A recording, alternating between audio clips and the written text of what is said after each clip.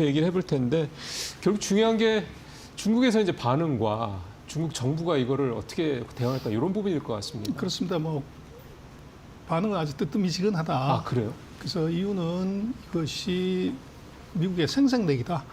이제 그렇게 보고 있는 것 같고. 그래서 얼마 전에 생색내기다. 그렇습니다. 얼마 전에 중국이 공공 데이터 센터에 있는 외산 칩은 다 철거해라. 이런 명령을 한 게 아직 잉크도 안 말랐어요. 그래서 갑자기 그거를 이제 뭐 쓰라 이렇게 하는 것이 어렵고. 그래서 일단은 이게 주면 받지만 이제 그 미국이 어차피 많이 줄 거 아니기 때문에 그래서 AI가 지금도 뭐 칩이 없는데도 오픈 AI하고 비슷한 성능을 내는데 맞아요. 만약에 H200을 준다 그러면 그럼 바로 넘어서 버리는 거죠. 미국이 그걸 알고 있는데 충분한 양을 주지 않을 거다. 그래서 찔끔 맛배기 생색용이다. 중국은 이제 그런 식으로 보고 몇 개 줄래를 한번 얘기해봐라. 이런 정도인 것 같아요. 역으로. 네. 그러면 중국 지난번에도 한번 사실 그 말씀을 하셨어요. 미국이 정말 뭐 몇십만 개 이렇게 많이 주면 뭐 중국이 좀 입장이 좀 바뀔지 모르겠지만 뭐 진짜 말씀하신 좀 찔끔 주면 의미 없을 거다. 그러니까 그 상황에서 지금은 크게 뭐 변화가 있는 건 아니다. 이렇게 좀 봐야 될 것 같네요. 그러면 두 번째로 이게 사실 규모가 크지 않으면 우리 기업들에 대한 수혜도 뭐 제한적일 거기 때문에 그 부분은 제가 따로 더 여쭤볼 필요는 없을 것 같고 중일 갈등 문제는 최근에 보면은 중국 그 해군 이제 중국 군함이죠. 이 근처에 가서 뭐 이렇게 막 뭐 무력 시위도 하고 뭐 이런 식으로 해서 되게 조금 뭐 겉으로 봤을 때는 상황이 좀 더 심각해지는 게 아니야 이런 생각도 들고 또 경제 쪽으로 봤을 때는 뭐 반도체 소부장 관련된 규제 얘기도 나오고 하고 있습니다. 이런 부분들을 좀 어떻게 좀 보고 계십니까? 굉장히 뭐 우리한테 굉장히 유리한 것 같고요. 우리한테. 또 일본 중국의 갈등은 이건 예고된 이제 짜진 각본이다 그렇게 보여지고 아예 일본이 작정하고 발언하고 작정하고 이제 액션하는 거기 때문에 그 나중에 영향까지 다 감안하고 그렇죠. 그래서 후과가 있더라도 얻는 것이 더 크다 이렇게 보는 것 같고요. 그래서 지금 뭐 전투기가 러시아 전투기까지 같이 와가지고 시위를 하는 정도예요. 그러다 보니 중로가 같이 한다는 얘기입니다. 그렇죠. 했죠 이미. 그래서 항공모함이 이제 오키나와 섬을 한번 둘러쌌고 네. 러시아 비행기하고 이제 중국 비행기가 같이 전투기가 이제 오키나와 섬을 이제 휘돌고 간 거죠. 그래서 이것은 뭐 이제 어떻게 보면 일본의 뭐 숨겨진 전략이 있죠. 그래서 중국을 이제 어떻게 보면 가상의 적국으로 두게 되면 네. 이제 헌법상의 그런 이제 자위대의 해외 진출을 이제 풀 수 있는 헌법을 개정할 수 있는 가능성이 하나 있고 또 미국이 국방비를 올리라고 하는데 이런 현상이 생기면 국방비를 올리는 걸 국회에서 쉽게 통과될 수 있죠. 명분이 되는 거고. 뭐 그런 것들인데 보다 근본적인 것은 일본이 미국을 대신해서 이 아시아에서 이제 맹주로 부강할 수 있는 기회가 왔다. 일본은 그렇게 보는 것 같아요. 그래서 지금 그 미국의 NSS를 보면은 거기에 미국이 아주 극명하게 이제 얘기하는 것은 그 제1도량선, 일본, 오키나와, 대만, 이제 필리핀을 연결하는 이 선 안에서의 그 전쟁이 일어나게 되면 그것은 그 선 안에 있는 나라들끼리 먼저 해결하고 이제 그 밖으로 나오면 미국이 이제 대항하겠다. 그리고 그렇게 하기 위해서는 이제 국방비를 올리고 어떻게 보면 무기를 사라. 그래서 돈을 내고 이제 전쟁이 나면 일차적으로 너희들이 싸우라는 것이 그게 NSS 2025의 핵심입니다. 그렇더라고요. 네.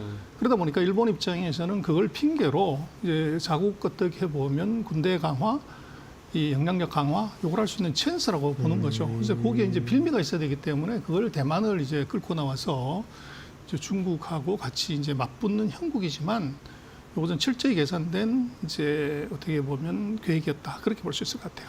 그 계산돼 그리고 또 사실은 또 다카이치 총리가 어쨌든 국내에서 지금 인기가 굉장히 높다면서요. 그런 지지율을 유지를 하려고 해도 뭔가 자꾸 좀 자극적으로 갈 필요도 있겠네요. 그렇습니다. 제가 지난주 오사카를 이제 뭐 간 적이 있는데 거기서 그런 얘기를 하더라고요. 그래서 제가 물어봤죠. 어떠냐, 새 총리 그랬더니 뭐래요? 뭐 농담이지만 남자보다 훨씬 잘한다. 일본 사람이었던 그렇죠. 거예요? 그리고 그렇게 이제, 반응을 해요? 네. 그리고 이제 지지율이 뭐 30몇 %, 70몇 % 이상 올라왔으니까 성공한 건데, 다카이치가 뭐 정치적 입지는 약하지만 아베 수상 때 그 경제 안보상, 그 지금 뭐 전 세계가 경제 안보 갖고 얘기를 하지만 처음으로 그 부서를 만든 것이 일본인데 그때 경제안보상을 한 것이 바로 다카이치입니다. 아, 그러니까 그러다 보니까 그쪽에 나름 조예가 있는 아우 거군요. 조예가 깊죠. 그러다 보니까 이번에 뭐 중국하고 붙으면 이거 손실이 날 게 뻔한데 그게 카드를 하나를 갖고 있었던 것 같아요. 그게 바로 방금 지적하신 소부장인데 소부장이다. 포토레스트 뭐 이런 거. 그렇습니다. 그래서 이제 일본도 뭐 반도체를 하긴 하지만 생산이 약하지만 일본은 소재가 굉장히 강해요. 그렇죠. 그 중에서 우리도 그렇고 중국도 그렇고 반도체를 만들려면 포토레지스트가 있어야 되는데 중국은 그게 이제 뭐 아주 낮은 수준의 국산화밖에 안 돼 있고 이걸 끊거나 이제 뭐 제한을 해버리면 중국이 그나마 지금 생산하고 있는 7나노 레벨의 이 반도체 칩을 생산을 못하게 되는 그런 불상사가 생겨요. 그래서 그런가 일각에서는 엔비디아 칩 제재보다 이게 더 세다라는 얘기까지 하더군요. 그럴 수가 있습니다. 그래서 이제 아직 뭐 실제로 하고 있지는 않지만 카드를 계속 이제 보여줬다가 이제 집어넣는 이런 형국이죠. 그래서 결국은 뭐 트럼프 대통령이 그 히토리에 중국한테 당해서 뭐 5차례나 회담을 계속했지만 아직 승부를 못 냈는데 그래서 뭐 지난번에도 말씀을 드렸지만 미국은 중국이라는 나라에 5년 내에는 해독제가 없는 그 히토리라는 이제 그 독에 물린 이제 그런 상황이 됐죠. 근데 이번엔 아이러니하게 일본을 등장시킴으로 인해서 이건 이제 일본이라는 말벌이 이게 중국을 쏘는 그래서 우리가 말벌에 쏘면 바로 즉사할 수도 있잖아요.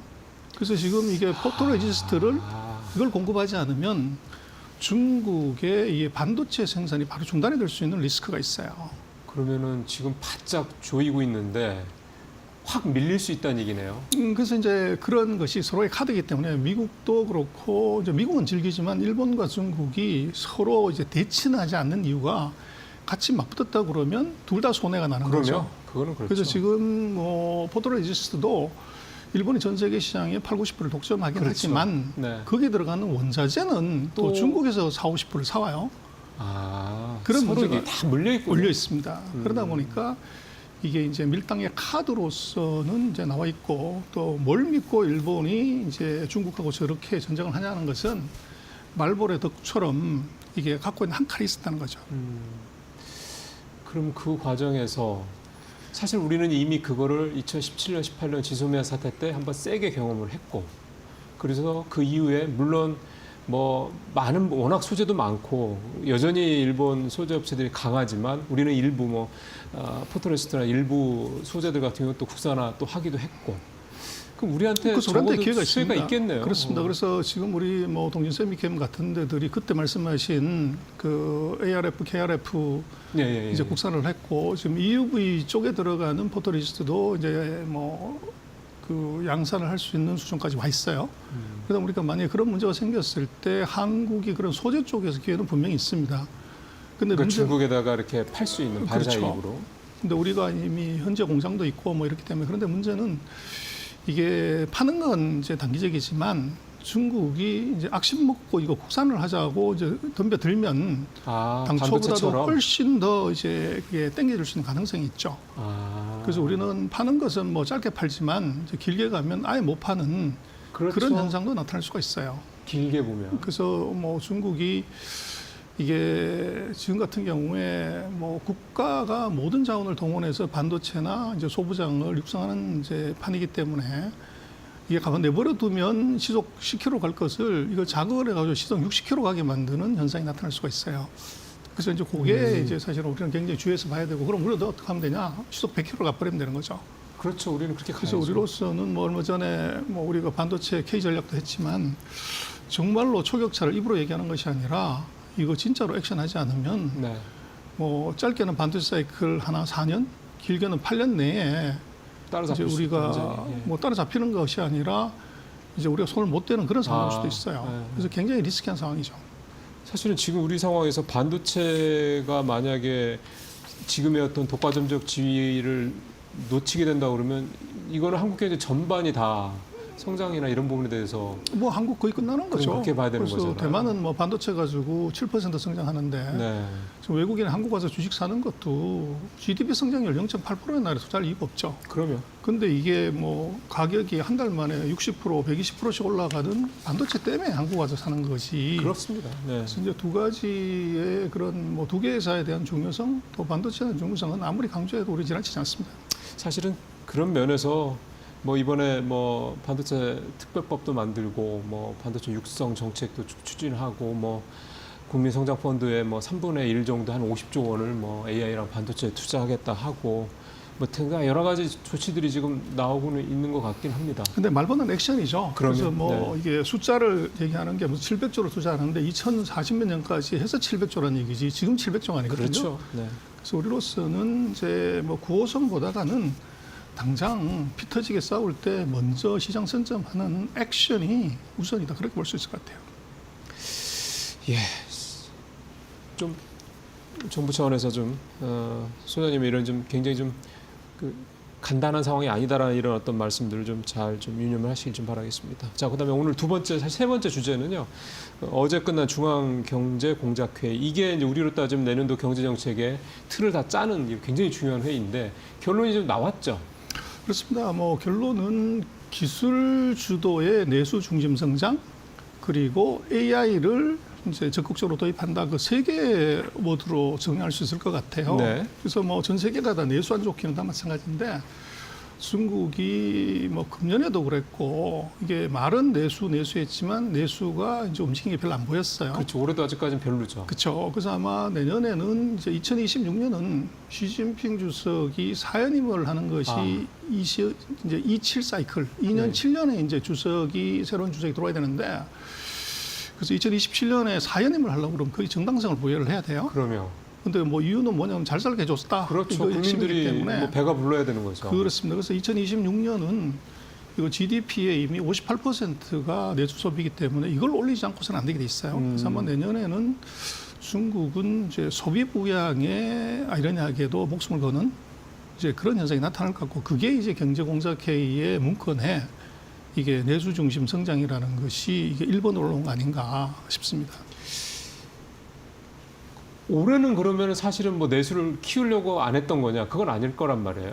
근데 원래 같은 경우는 미중의 기술 전쟁이 워낙 엄중했기 때문에 오히려 이제 입으로는 내수 얘기를 했지만 실제적으로는 이제 과학기술, 첨단 산업 여기에 이제 사실은 집중했다고 봐야 되고 그렇죠. 또 그것은 뭐 국가의 명운이 걸린 문제이기 때문에 내수는 뭐 배고픈 거 힘든 거 1, 2년은 사실은 사회주의 국가이기 때문에 이건 견딜 수가 있죠.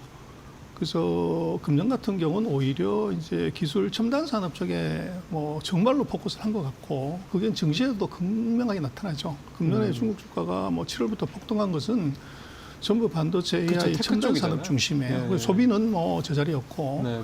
그래서 중국 같은 경우는 정부 정책이 모든 것을 좌지우지하기 때문에 이번 경제공작회의에서 얘기하고 있는 중국의 그런 세 가지 키워드는 이건 아마 내년도의 가장 중요한 투자 테마 그렇게 될 것 같습니다. 지난번에 말씀하셨을 때 비슷한 질문을 드린 기억이 나서 다시 질문을 드리면 중국이 내수를 살리기 위해서는 부동산이 되게 좋아져서 소위 말하는 부의 효과가 나와야 되는데 부동산을 지금 다시 자극을 할 수가 없으니 결국 주식시장을 키울 거다. 그래서 주식시장이 사실 올해 좀 좋았고요. 내년에도 뭐 더 좋아할 수 있는데 지금 말씀하신 대로 내년에 내수를 이렇게 총력을 다해서 키우겠다라고 또 해야 되는 상황이 됐다. 이렇게 했을 때 이게 부동산이 그러니까 주식만 가지고 과연 중국 사람들이 이제 좀 내가 좀 배도 좀 부르고 따뜻해졌다 이렇게 생각을 할 수 있을까 하는 문제도 좀 있을 것 같습니다. 근데 이제 중국의 부동산에 대해서는 조금 과장이 된 것이 있고요. GDP의 한 12%밖에 되지를 않아요. 그래서 나머지 88%가 움직이게 되면 활성화되면 나머지 12% 올라갈 수 있는 그런 기회가 있고 그래서 중국 같은 경우는 이번 경제공작회의 문건에서도 부동산에 대해서 파격적인 부양이나 이런 언급은 없어요. 그러겠죠. 그래서 네. 이것은 이제 그 사이 많이 퍼부어놨기 때문에 요것이 이제 시간이 가면은 조금 해결이 될 거다. 이제 그런 정도로만 언급을 했고 오히려 그것보다는 그러니까 자기들이 핸들링, 그러니까 컨트롤할 수 있을 거라고 본다 이런 거죠. 그렇죠. 그러니까. 최악은 지났다고 최악은 보는 지났다고 겁니다. 보는 거고. 그리고 대신 이제 내수 서비스 소비 쪽을 집중적으로 이게 언급을 했어요. 내수의 그래서 교육이라든지 양로라든지 뭐 이런 부분. 네. 그래서 뭐 내년에는 중국의 그런 이제 민생 관련되는 그 중국말로 신형 민생이라고 하는데 교육, 의료, 육아, 양로 뭐 이런 부분이 아마도 새로운 중국 정치에서 중요한 투자 테마가 될 것 같습니다. 근데 결국 이제 내수가 좋아지려면 국민들이 돈을 써야 되는 건데 결국 이제 소득 문제가 연결이 되는 거잖아요. 그러면은 말씀하신 이제 교육도 그렇고 육아도 그렇고 뭐 의료도 다 이제 돈을 쓰는 분야들인데. 그거는 첫 번째 보조금 주는 거고요.